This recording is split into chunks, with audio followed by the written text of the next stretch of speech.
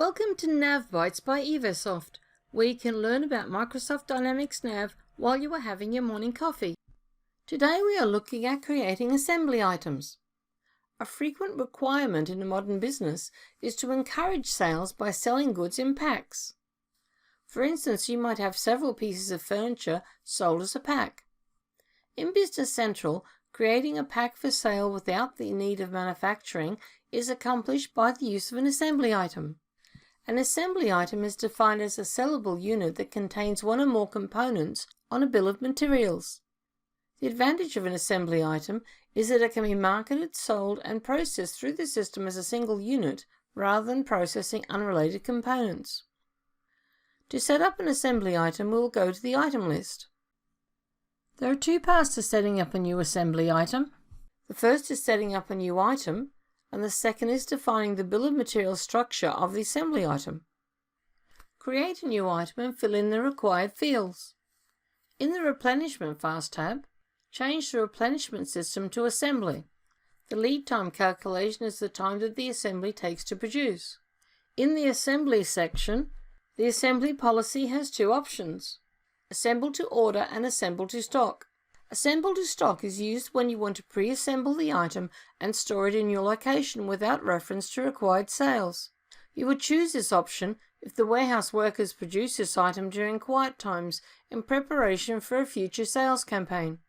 Assemble to stock items are usually standard items, such as packaged kits that you do not offer to customize to customer requests. Assemble to stock items are created using assembly orders, which is the subject of another NAV Bites video. On a sales order, they act like any non-assembled item. Assemble to order is used when you do not want to keep stock of the assembled item. This can be because the components are often sold separately, or because you expect to customize them to customer requests. Assemble to order items can be assembled on the fly as you are shipping the sales order. When you enter an assemble to order on a sales line, an assembly order is automatically created for you. This item is assembled from its components when the sales order is shipped. To define the bill of materials structure, drill into the Assembly BOM field. To create a new structure, click on New. Add a line with each component used and the quantity of this component in the assembly. If you want to add a resource to cover the cost or time of assembly, you can add a resource line. An assembly bill of materials may contain another assembly as a component. The bill of materials is now complete. Next, you can either add a unit price manually or add a calculated price based on the components. To calculate a price, on the ribbon, go to Show More, Navigate, Bill of Materials, Assembly, and Calculate Unit Price. If you want to make adjustments to this to give discounts for buying a pack, you can overtype it.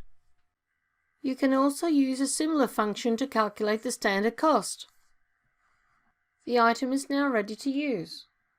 The sales process with assembly items can be seen on another NAV Bites video. Thank you for watching. Please go to our website and look out for more NAV Bites next time you are having coffee.